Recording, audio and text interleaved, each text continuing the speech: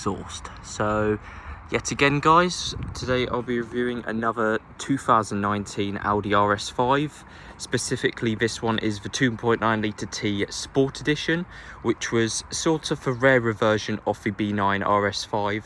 You also had the Carbon Edition, the Nogaro Edition, and a few other editions which you know, were quite nice. There was only 250 examples of a Sport Edition made as far as I know, and yeah, this one's a 2019 model. The B9 came out in 2017 and replaced the older car's 4.2 litre FSI NA engine for a, you know, quite a pack-a-punch 2.9 litre twin turbo forged engine, which is a VAG group car engine. And yeah, this one's finished in Mythos Black metallic, which looks absolutely stunning. The Sport Edition has some notable features such as a gloss black styling pack standard, which gives you a fully blacked out grille, full blacked out badges, and yeah, the Quattro logo is still in silver there, but the black sort of front lip spoiler there. You've got LED front headlamps, 20-inch 5-arm milled or CNC milled alloys in matte anthracite, which is quite nice. You had an option between these and the standard car's optional trapezoid alloys, which the last one I reviewed had the diamond cut gloss black anthracite trapezoid alloys. You've also got the RS discs front and rear, cross drilled, sputtered and ventilated with the black RS calipers, which is really nice. I do like these wheels. They are exclusive to the Sport Edition and they are the Audi Sport alloys. So these are, you know, Audi's bespoke line of alloys. It's sort of like AMG. AMG put their logos on their wheels to denote it's AMG wheels. You've got the rear privacy as well, Sport Edition, tilt and slide pan roof, which is nice. That really does set the car apart. Gloss black rear boot lip spoiler, again as part of the gloss black styling pack. The Sport Edition has a really aggressive rear back end, again with the black badges and the denotable matte black tailpipes, which means this car has RS Sports exhaust system. You've got a valve or solenoid on each side of the exhaust, which opens and closes in dynamic mode or until the car's warm, and then in dynamic mode. And yeah, you've got a reversing camera stand on the Sport Edition as well as that RS Sports exhaust. As far as I'm aware, the car is GPF, but it does really sound good. I almost am convinced that it doesn't have a GPF. I don't know 100%, but I know 2018 onward September cars had GPF filters on the exhaust. You've also got battery underneath here as well. They have moved the Bang Olufsen subwoofer somewhere else now. They may have put it inside here, or yeah, they put it in a different compartment or underneath the seat, which is quite nice. You've got parcel shelf as well. Sportback obviously is a 5-door version. You had the Coupe and the Avant being the RS4 Avant. I have just bought an RS4 Avant in Mythos Black. Hopefully that turns up.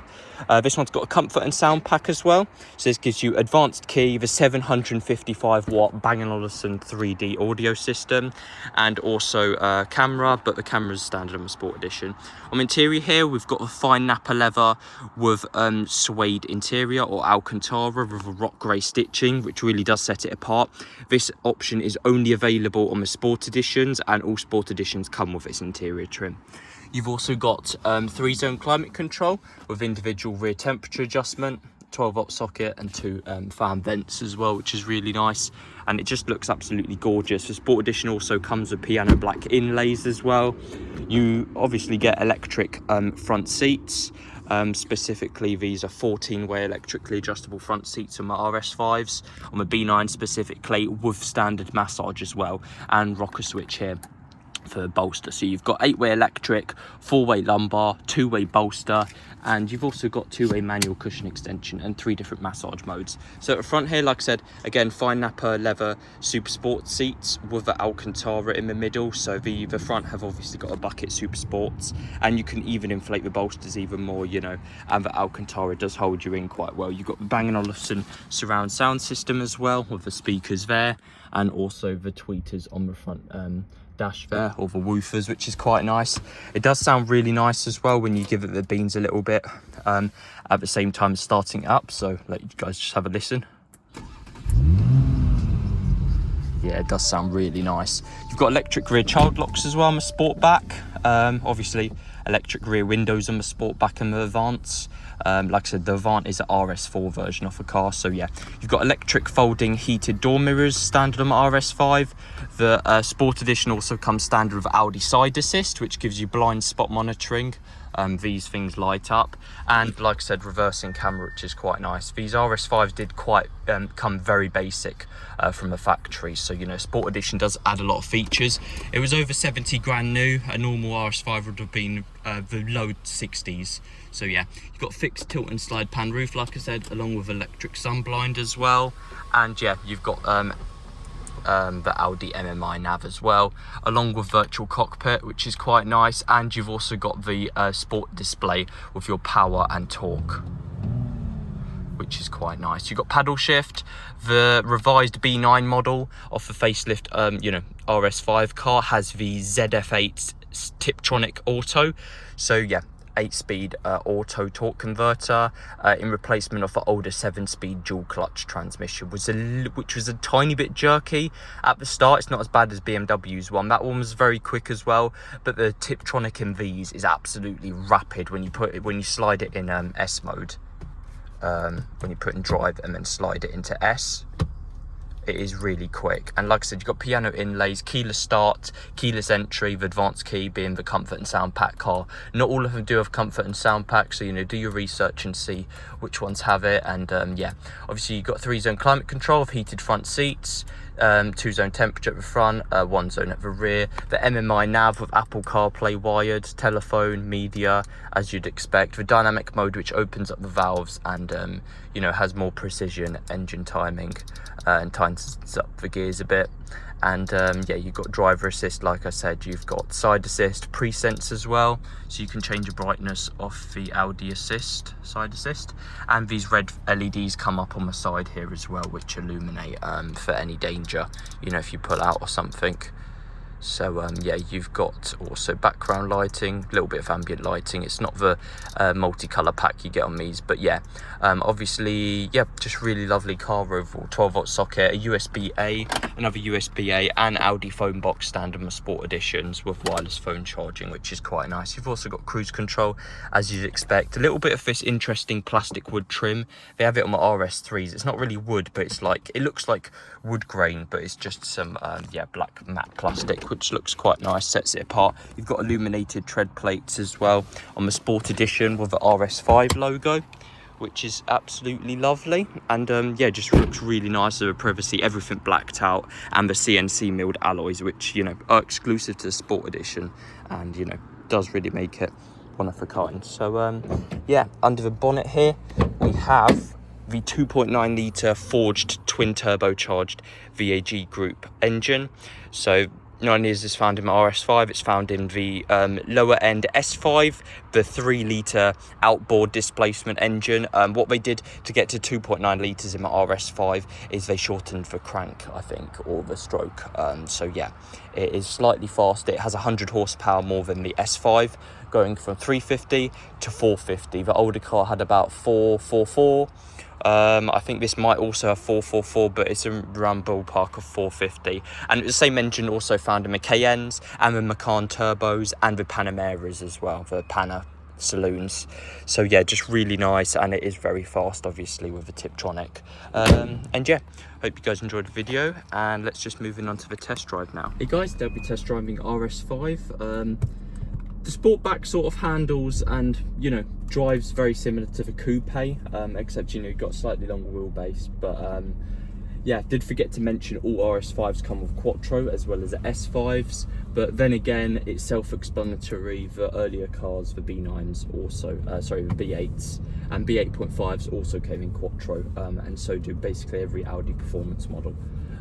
So yeah, really nice. In terms of a GPF filter, I sort of thought that the car doesn't even have one. It sounds pretty much the same as the last one I drove almost. I might be, you know, wrong, but yeah, it does sound really nice in dynamic mode. Obviously, it opens the valves. If you do try putting the car in dynamic initially, and then like revving it, or, you know, trying to put in dynamic when it's cold, the valves aren't going to open, maybe for a couple of minutes, a minute or two, you know.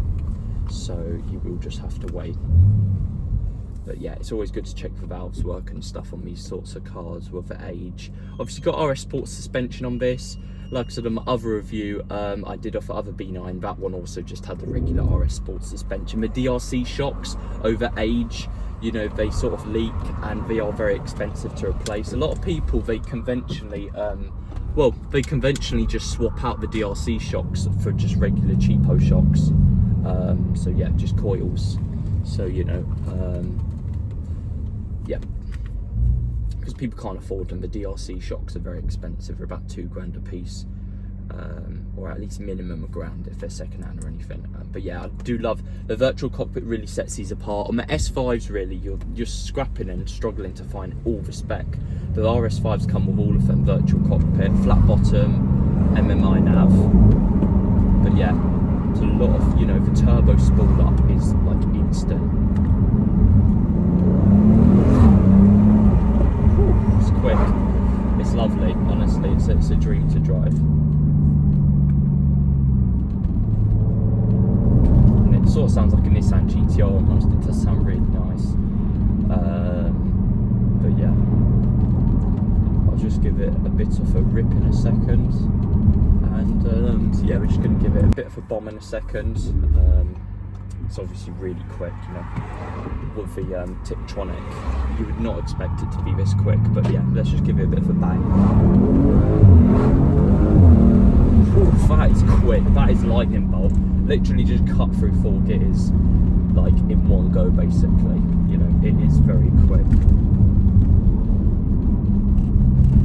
Yeah, definitely not a slouch. I do think this drives a lot nicer than the B8. It does retain the facelift B8's electromagnetic steering, so it is quite an engaging experience. And yeah, I honestly am not convinced this car's got a GPF. It really sounds insane. It sounds brilliant. Audi's definitely done a good job of these. And the Sport Edition, I think the seats, I'm not always like the massive fan of Alcantara, you know, on cheap cars, but on an RS5 you sort of think it's quite a high quality thing to have. It's very sporty and it really does set the interior apart, being all black with the rock stitching. But yeah, it does sound absolutely insane. Definitely a car I would daily or have. It would have to be either an M2, I'd say, or one of these. I do like my manuals, to be honest, but you know, the ZF is a very enjoyable gearbox to use. In the BMs I don't feel it as much, but in the Audis I feel like, you know, it is a much more fun gearbox to use, and in the Porsche models.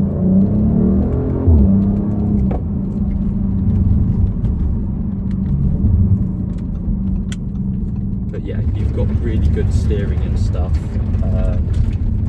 That's just some gravel. This road's just been surfaced very newly, so there's potholes everywhere. So I'm just going to have to drive a bit slow, but I'll just skip to slightly faster road. Managed to get out of the gravel there, the newly surfaced road.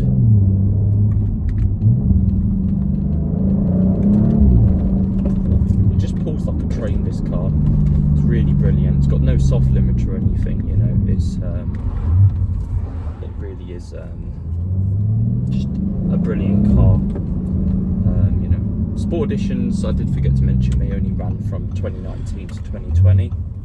So yeah, it is, you know, limited run car for 250 models. You had the carbon edition, and I think you had like a bronze edition, one with the bronze milled alloys, which I think look really bad. These ones look really nice in the aluminium. And then you have the Nogaro, which had some slightly different wheels. They look a little bit like the trapezoids, but they're not.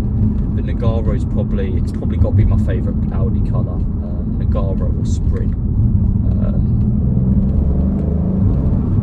But yeah, these drive absolutely insane. It puts the power down really well. There's no wheel slip, you know. Even when it's damp and it's raining, I haven't had a single drop of wheel spin.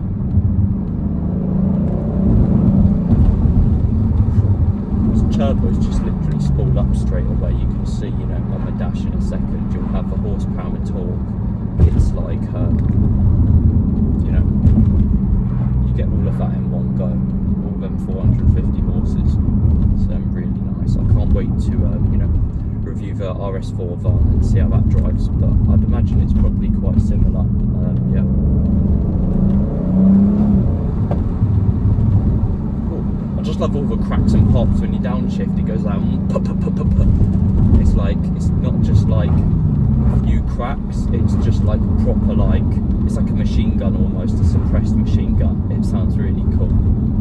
It's a bit difficult to hear on camera, but you know, I'm trying to just see if I can get it working maybe.